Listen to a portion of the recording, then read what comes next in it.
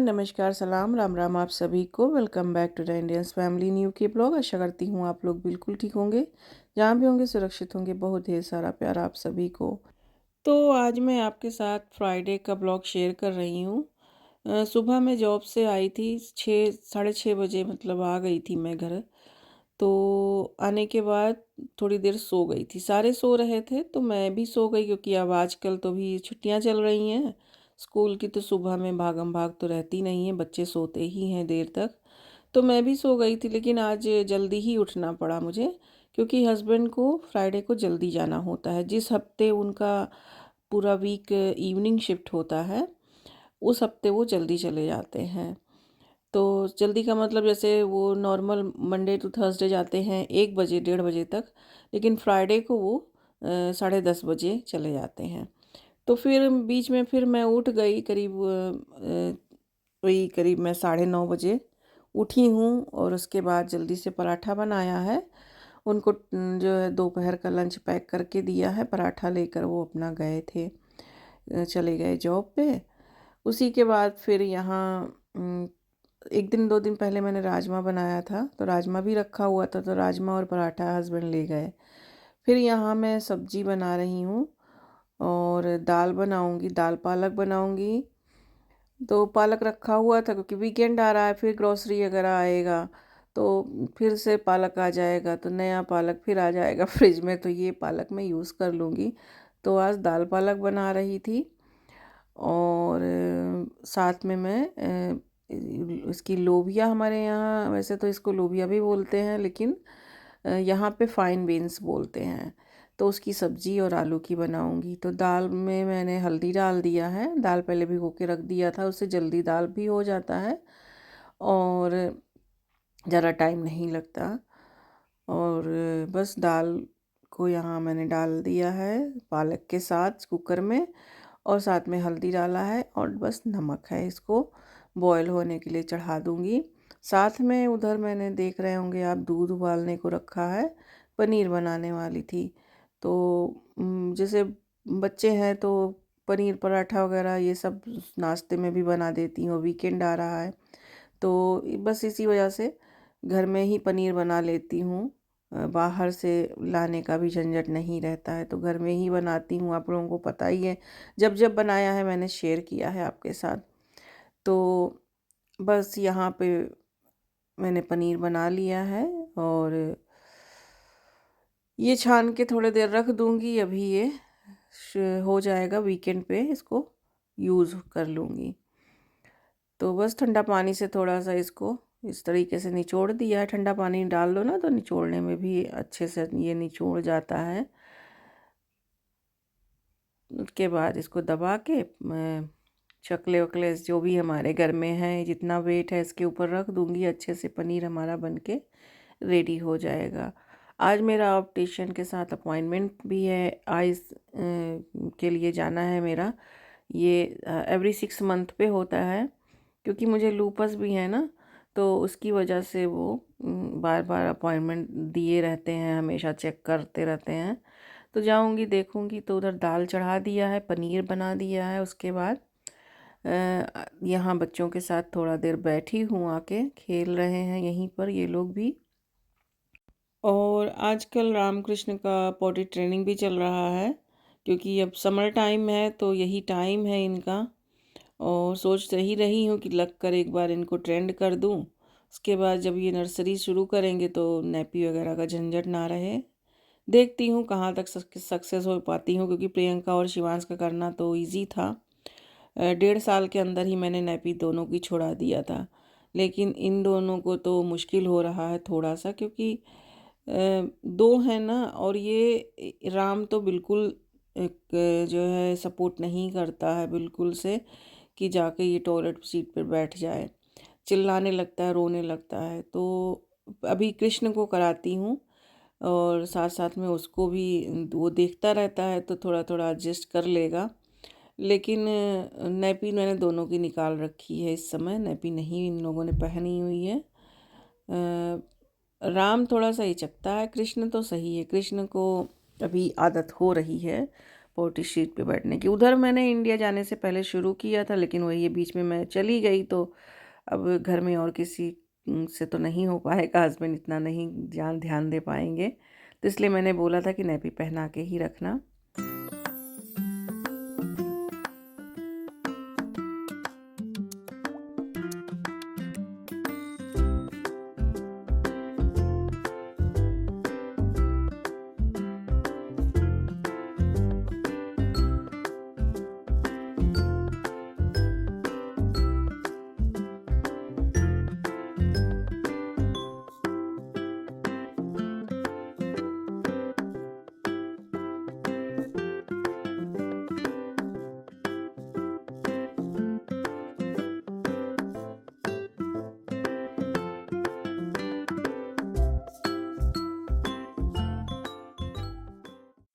उसके बाद अब फिर मैं किचन में आ गई हूँ, और ये नया आलू जो होता है ना, उसको इसी तरीके से चाकू से केवल खुरच खुरच दो, ऐसे निकाल दो तो सारा छिलका निकल जाता है।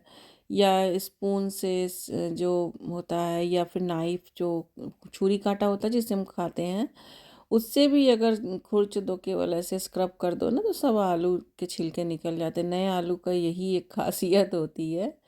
यहाँ वैसे तो इंडिया वाले नए आलू में बहुत मिट्टी होता है, लेकिन यहाँ के नए आलू में इतनी मिट्टी नहीं होती, क्योंकि सब साफ़ सुथरा करके पैकेट में आते हैं, सब पैकेट में आते हैं ना, तो यहाँ के उतने मिट्टी उट्टी नहीं होता है। बट खूरच के ऐसे निकाल दो तो अच्छे से निकल जाता है।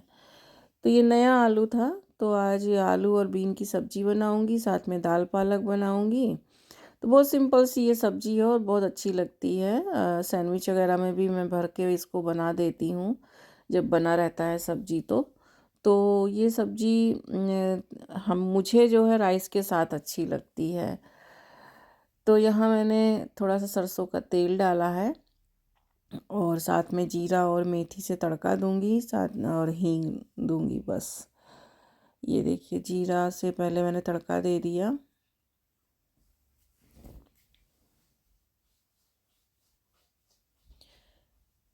चिली वगैरह नहीं डालते हैं बच्चों की वजह से, क्योंकि बच्चे भी खाते हैं ना। और इसको बस जैसे थोड़ा सा तड़क जाए ना जीरा और मेथी, बस यहाँ पे बारीक कटा हुआ टमाटर डाल देंगे, ताकि जो है इसका जो कुकिंग प्रोसेस है यहीं पर ये रुक जाए, फिर जीरा और मेथी जले ना तड़के में। तो क्योंकि टमाटर में पानी होता है, और साथ में यही बेसिक सा मसाला डाल दिया है, थोड़ा हींग डाल दिया है, उसी समय हींग डाल दिया है, इससे खुशबू अच्छी आती है। और गरम मसाला है, धनिया पाउडर है, हल्दी है, बस इतना ही मसाला यूज़ किया है, जो डेली का हमारा मसाला होता है, जो कि हर सब्जी में जाता ही है। साथ में नमक डाल दिया है, जिससे ये टमाटर हमारा गल जाए। लहसुन प्याज की यहाँ ज़रूरत ही नहीं है, वैसे भी यूज़ होता नहीं है आजकल, जहाँ सावन चल रहा है। और ये बहुत इजी सब्ज़ी होती है, बहुत जल्दी बन जाती है, बहुत ही टेस्टी लगती है। यहाँ पर तो हम लोग इसको बीन्स बोलते हैं, लेकिन फाइन बीन के नाम से आता है, लेकिन इंडिया में तो ज़्यादातर इसको लोबिया ही बोलते हैं। ये लंबी लंबी साइज़ की होती है, लंबी लंबी होती है, इसको कट करके इस तरीके से पीस में बनाया जाता है। तो हमें अच्छी लगती है, हमारे घर में सबको अच्छी लगती है, और बच्चे भी खा लेते हैं इसको। तो रोटी के साथ, पराठे के साथ उनको भी खिला दो, वो भी खा लेते हैं। लेकिन अभी आज तो मैंने दाल में पालक डाल के बनाया है, तो इस वजह से कोई ज़रूरत ऐसी नहीं है कि वो खाएंगे ही, दाल पालक खा लें वही बहुत है। तो दाल भी यहाँ देखिए चेक कर ले रही हूँ, दाल अच्छे से हो गई है, और बस अब इसमें तड़का लगा देंगे, जीरा और हींग से ही तड़का लगाऊंगी। और इसके खाना जल्दी बना के रख दूंगी ना मैं, फिर उसके बाद जाना है मुझे ऑप्टिशियन का, मेरा अपॉइंटमेंट है, आँख टेस्ट है आज मेरा। तो एवरी 6 मंथ पे होता है, क्योंकि मुझे लूपस की प्रॉब्लम है, डायबिटीज़ है, तो इस वजह से जल्दी जल्दी होता है टेस्ट। हालांकि मैं चश्मा लगाने में बहुत ही कच्ची हूँ, मुझे बिल्कुल अच्छा नहीं लगता मुझे ग्लासेस वगैरह लगाना, खासकर पावर वाला ग्लासेस तो नहीं लगाने का मन करता, फिर वो आदत हो जाए तो फिर उसके बिना काम नहीं चलता। बस ये देखिए, सब्जी हमारी हो चुकी है, चेक कर लेते हैं, और इसमें धनिया डाल देंगे बस। अगर आप धनिया खाते हो तो आप धनिया डाल दें, अगर मेरे तरीके से बना रहे हों तो। बहुत ही सिंपल सी सब्ज़ी, एक बार ट्राई करिएगा। मैंने कई बार आपके साथ पहले भी शेयर किया है। रोटियां बना दूंगी यहाँ पे, और राइस कुकर में थोड़ा सा राइस डाल दूंगी।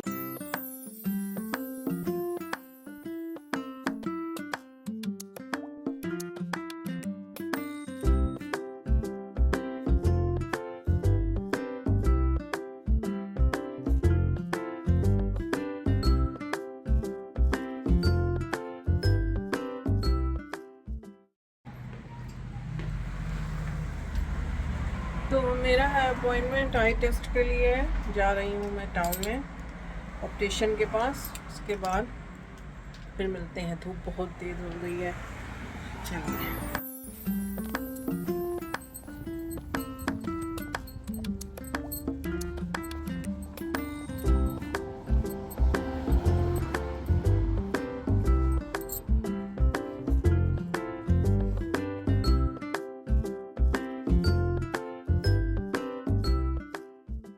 तो आई टेस्ट करा के आ गई थी मैं, और उसके बाद फिर यहाँ आइसक्रीम बना रही हूँ।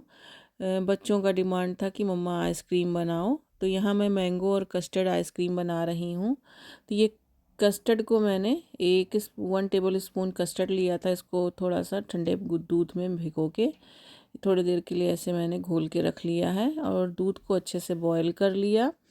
और इसमें मैंने शुगर वगैरह नहीं मिलाया है, क्योंकि मैंगो जो हमारा है ना वो बहुत मीठा है। अगर मैंगो मीठा ना हो तो थोड़ा आप शुगर मिला सकते हैं।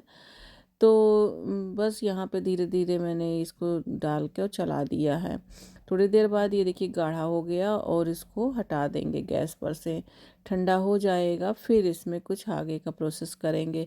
अब अगर आप बना रहे ही हो मैंगो कस्टर्ड की क्रीम मिल्क से इस तरीके से आइसक्रीम, तो आप चाहें तो इसमें क्रीम का भी यूज़ कर सकते हैं। उसको बढ़िया सी आइसिंग बना के, और फिर उसमें मैंगो मिला के फिर कस्टर्ड मिलाएं। मैंने आइसिंग वगैरह नहीं बनाई है, क्योंकि मेरे पास क्रीम था नहीं, और मैं गई तो थी टाउन में, लेकिन लाना ही बिल्कुल ध्यान से मेरे उतर गया।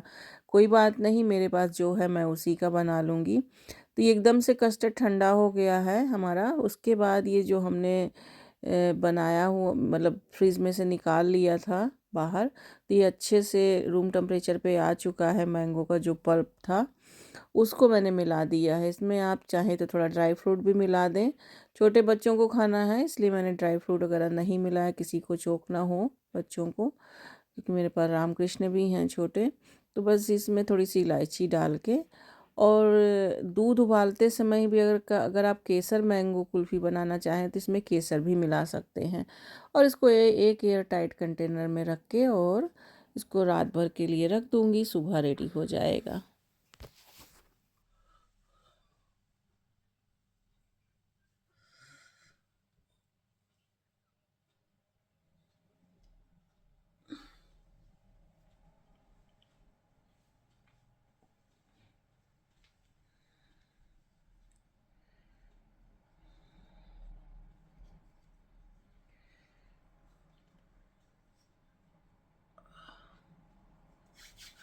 तो बालों में तेल लगा रहे थे।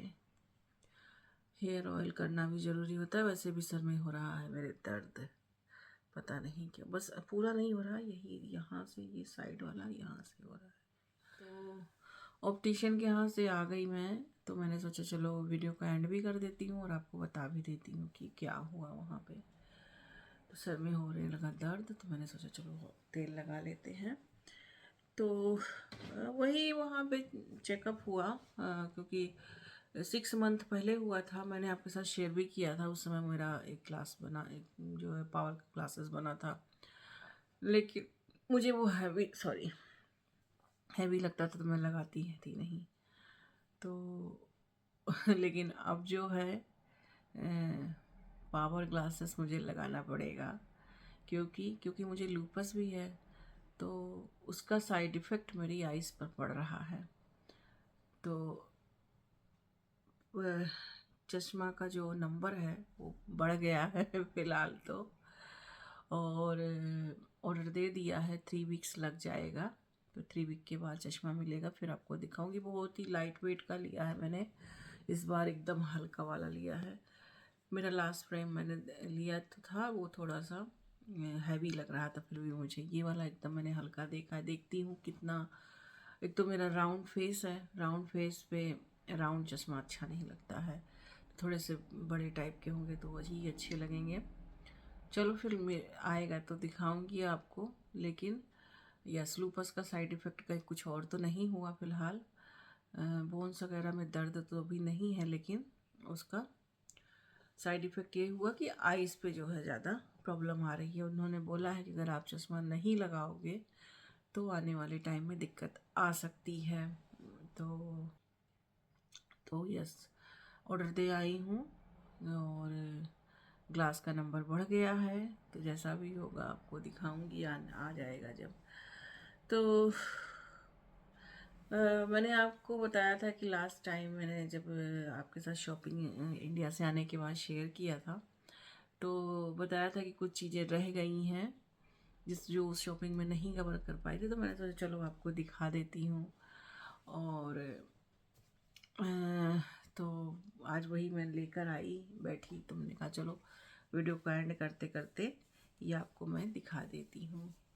तो ये मेरे दादा ने प्रियंका को दिया है, और ये है क्या, अभी मैं दिखा रही हूँ आपको। और सिर्फ यही नहीं, क्योंकि हम लोग के यहाँ होता है, चलो पहले मैं इसको दिखाती हूँ फिर इसके पीछे की स्टोरी बताती हूँ। तो दो चीज़ है, एक ये भी है साथ में, अभी ये भी दिखाऊंगी। तो ये प्रियंका के लिए है, उनके नाना ने दिया है। अच्छा, दादा कौन है?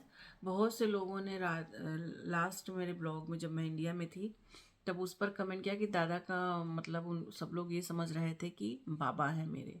तो मेरे बाबा नहीं हैं। बाबा मेरे पापा तो 2 साल के थे तभी एक्सपायर कर गए थे, तो बाबा नहीं है। मेरी दादी ने अपना वैधवा जीवन ही बिताया है, विधवा ही रही हैं, हमेशा विडो ही रही हैं। उन्होंने कोई शादी वगैरह पहले तो होता भी नहीं था, तो अकेले ही लेडी ने संघर्ष किया, बच्चे को एक अपने पाला पोसा बड़ा किया, शादी ब्याह सब किया, धन प्रॉपर्टी जायदाद सब बनाया। कुछ जो है चले भी गए हाथ से, जिसको वो नहीं अकेले होने के नाते बचा पाई। तो वो संघर्ष जहाँ से मैंने देखा है मुझे पता है, तो इसलिए मैं उस जगह से अपनों से ज़्यादा जुड़ी हुई हूँ, इसलिए मैं उनकी बातें ज़्यादा करती हूँ। और संघर्ष भरा उनका जीवन रहा है। जो जवानी में ही विधवा हो जाए उस औरत का क्या है, वो कैसे अपना जीवन काटी होगी, तो कहने का कोई विषय नहीं है। और जब मैं बड़ी होने लगी तो मुझे फिर उन्होंने सब बात अपनी अपनी शेयर करी, बताई। मैं उनके दुखों को बहुत करीब से देखी हूँ। वो सब चीज़ें तो मैंने कभी आप लोगों के साथ शेयर ही नहीं किया है, उसकी ज़रूरत भी नहीं है।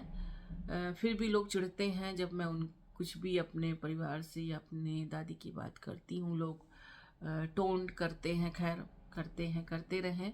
अब इसी पे बात पे मैं अगर कह दूँगी कि जो लोग कहते हैं या बातें करते हैं, बातें बनाते हैं, तो वो लोग कहते रहे, मुझे कोई फ़र्क नहीं पड़ता। तब कुछ लोग अपने आप पर ले लेंगे बात को और अपने जो है अपने आप को कहना शुरू कर देंगे। तो खैर उस बात पे टॉपिक पे नहीं जाते हैं, जो भी है। चलो, मैं तो दादा मेरे कौन है, तो दादा मेरे बहुत छोटे थे तब उनके पिताजी ने, वो उनके पिताजी की बहुत तबीयत ख़राब थी, तो मेरी दादी और मेरे बाबा को, मेरे दादा को सौंप दिया था उन्होंने, यानी कि काइंड ऑफ ये समझ लीजिए कि गोद दे दिया था कि हमारे बच्चे का ख्याल रखना, हम अब जा रहे हैं और आपके पास ये हमेशा रहेगा। तो मेरे दादा बस उसी चीज़ को, तब से वो मेरे घर में रहे, बड़े भले। एक तरह से दादी ने, बाबा ने मेरे बच्चे की तरह उनको पाला है अपना। तो पापा के मेरे बड़े भाई लगे, तो क्योंकि दादा मेरी मम्मी कहती थी उनको, जेठ को दादा ही बोलते हैं। बहुत सी जगह में है, अपने गांव साइड में भी लोग, जो लोग होंगे गांव से रिलेट करते होंगे उनको पता होगा, भाई को और दादा को, जेठ को, बड़ों को दादा ही बोलते थे। तो उसी तरीके से वो अपना जेठ उनको मानती थी, तो वो दादा ही बोलती थी उनको, कभी भाई साहब नहीं बोलती थी, सिर्फ दादाजी बोलती थी। और दादाजी करके, वो हम लोग तो दादा बोलते हैं, वो तो दादाजी बोलती थी। तो उसी तरीके से मेरी मम्मी के वो दादा थे, तो वो सबके दादा हो गए। हम लोग जब बड़े हुए तो हमें भी पता चला कि ये दादा है हमारे, तो हम भी उनको दादा ही कहते रहे। और मोहल्ले टोलों के भी वो दादा ही रहे, हमेशा से वो दादा ही रहे। और दादा ने कभी मेरे हमारे शादी वादी नहीं किया, अपना जीवन उन्होंने ऐसे ही बिताया, ब्रह्मचारी बनकर ही बिता दिया। मेरे बाबा ने उनको पढ़ाया लिखाया और उनको जो है नौकरी दिलवा दिया। उन्होंने नेवी में भी नौकरी करी है, जॉब पाया मिल गया था उनको, लेकिन नेवी का उनको रास नहीं आया। और उसके बाद फिर वो लोहे से खेलना चाहते थे, तो उनको फिर जॉब मिला रेलवे में। तो यह सभी मेरे दादा कम से कम 60,000 पेंशन कमाते हैं। आज इस 95 की एज में भी उनको सैलरी उनको मिल रही है। उनके जो कमाल, जो उनके मेहनत का जो फल था वो उनको मिल रहा है। तो वो किसी पे आश्रित नहीं है, लेकिन अब तो मेरी दादी भी नहीं है, तो बस वो वहीं तब से ऐसे ही रह गए। हम लोगों को पाले बड़ा किए और हम ही लोगों को अपना घर बार, अपना परिवार सब उन्होंने हमें समझा। तो ये है हमारे दादा की कहानी, बचपन से लेकर आज तक जवानी काटी, बुढ़ापा काट रहे हैं। और हम प्रीति और प्रशांत, यानी कि मैं और मेरा भाई ही उनकी पूरी दुनिया थे। तो अब जब मेरे बच्चे हुए तो सेम वैसे ही जैसे वो प्रीति प्रशांत को मानते थे, उसी तरीके से मेरे बच्चों को मानते हैं। तो दादा का मेरे कहना ये है कि पता नहीं प्रियंका की जब शादी होगी तो उस समय वो रहेंगे कि नहीं। ऑब्वियसली अभी प्रियंका कहाँ शादी लायक है, लेकिन जब भी होगा तो पता नहीं, उम्मीद नहीं है कि भगवान अगर जिला देते हैं तो समझ लीजिए हम लोगों के बड़े पुण्य भाग्य हैं कि वो जिंदा रहेंगे उस टाइम तक। लेकिन अगर नहीं रह जाएंगे तो ऐसा बुजुर्गों का सोचना होता है कि थोड़ा थोड़ा करके हम इकट्ठा करते रहते हैं बचपन में ही लड़कियों की शादी के लिए, तो वही सोच है उनकी। तो जब जब हम इंडिया जाते रहे हैं तो वो प्रियंका के लिए कोई ना कोई जेवर बनवा के 5 जेवर उन्होंने पूरा कर दिया। तो वो 5 जेवर इस साल उन्होंने पूरा किया, यानी कि और रो ही रहे थे कि पता नहीं हम मर जाएं लेकिन प्रियंका को मेरी तरफ से ये दे देना। तो मेरे दादा ने उसको कमर का भी बनवा दिया है, उसको क्या बोलते हैं, इसका गले का बनवा दिया है, पायल दे दिया है ऑलरेडी, कमर का उसका कमर पेटी दिया है। मेरे वाले से भी बड़ा सुंदर है उसका, यहाँ नहीं है, लॉकर में रखी हूँ, वहाँ है इंडिया में। और गले का दिया है सेट, और कान का उसे बनवा दिया है। तो 3-4 तो ऐसे ही हो गए थे। हाथ की अंगूठी बनवाई है, वो भी इतनी छोटी वोटी नहीं, इतनी बड़ी, वो भी 2 अंगूठियां बनवाई हैं।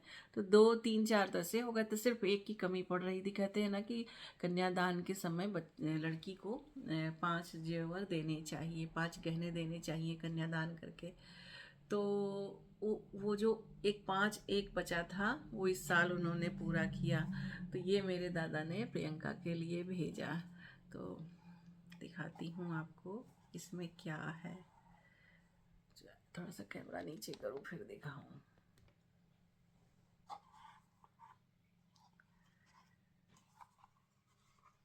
ये देखिए,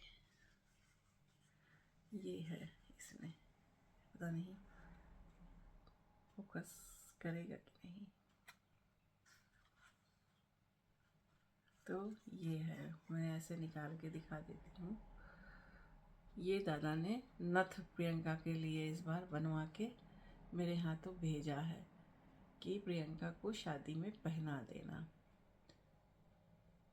तो यस, नथ जो है हम लोगों के यहाँ मायके से ही दिया जाता है लड़की को। तो यस, उसको मैं दादा की तरफ से ये नथ भी दूंगी। और बड़ा अच्छा सा, पता नहीं इसमें डिज़ाइन बना हुआ है ये।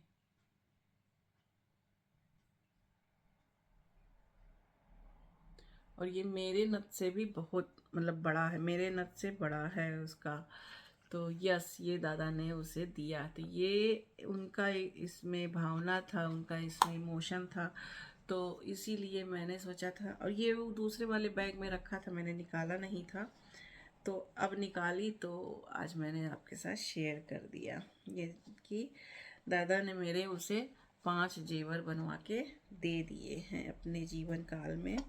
अब मुझे उसको सुपुर्द करना है। और सबसे बड़ी बात ये है कि आधा काम तो मेरे दादा ही ने कर दिया वो मेरी बिटिया का के लिए। हमें भी तो वही लड़की है, बेटी है, शादी करेंगे तो कुछ ना कुछ जेवर गहने तो उसके बनवाने ही पड़ेंगे।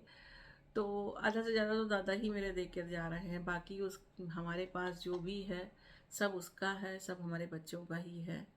तो यस, ये एक दादा की निशानी है और ये मैं उसको दिखा दी हूँ, दूंगी शादी में।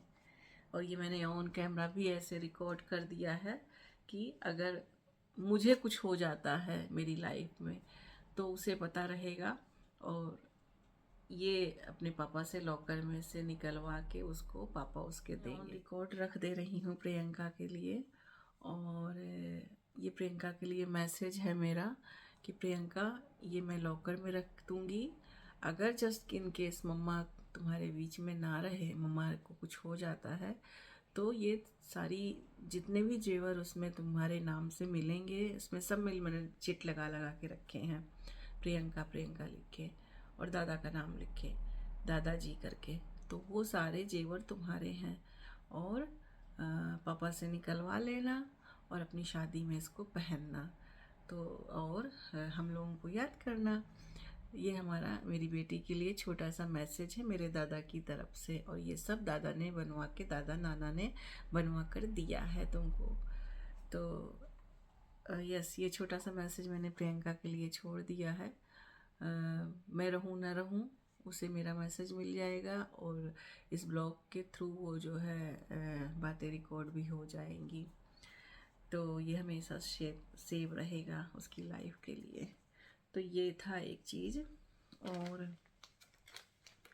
ये एक उसके नाना ने भेजा है, यानी कि मेरे पापा ने दिया था प्रियंका को। और ये एक जो है पायल भेजा है, वो ये नाना ने ये भी भेजा है, पापा ने मेरे भेजा है। तो छोटा सा बहुत ही अच्छा सा डिज़ाइन है इसमें, ये बहुत ही बच्चों वाला डिज़ाइन है। तो एक ये है, तो एक ही मेरे पापा ने प्रियंका को दिया था। ये 2 चीज़ मैं प्रियंका के लिए इस बार लेकर आई हूँ जेवर में। तो यस, यही बात थी जो मुझे आपसे शेयर करनी थी कि मेरे मायके से मेरे दादा ने और मेरे जो है मेरे दादा ने उसको ये चीज़ें दी हैं। और शादी में उसको दूंगी। जब भी उसकी शादी होगी, भी तो पढ़े लिखेगी, अभी अपना कुछ करेगी, नाम कमाएगी। उसके बाद जब कभी भी मन करेगा, जब शादी करने को कहेगी तब फिर करेंगे। कहती है कि इंडियन ही शादी मुझे मम्मी करना है और इंडियन लड़के से ही करना है। अभी तो खैर उसका कुछ ऐसा मन नहीं है, लेकिन कहती है कि जब भी मैं शादी करूँगी तब इंडियन शादी करूँगी। सो मेरे लिए अच्छी बात है। आगे भगवान जाने, ईश्वर जाने, जब जो होगा वो तो देखा जाएगा। तो चलिए फिर मैं आपसे मिलती हूँ फिर एक नए ब्लॉग में। और इस ब्लॉग को यहीं पर एंड करती हूँ क्योंकि मुझे जॉब पे भी जाना है। चल रही हूँ, थोड़ी देर सो जाऊँगी। और आज है फ्राइडे, तो भी हस्बैंड भी जल्दी आ जाएंगे आज। तो यस, आपसे मिलती हूँ फिर नए ब्लॉग में। आज के ब्लॉग में कुछ पसंद आया हो तो एक लाइक ज़रूर दीजिएगा।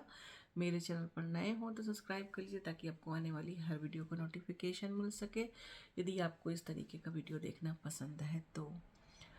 और फ्री है सब्सक्राइब करना, कुछ पैसा नहीं लगता। हाँ, जस्ट थोड़ा सा आपका समय लगता है। तो चलिए फिर, अपना बहुत ध्यान रखिए। जय सिया राम, नमस्कार सभी को, बाय बाय।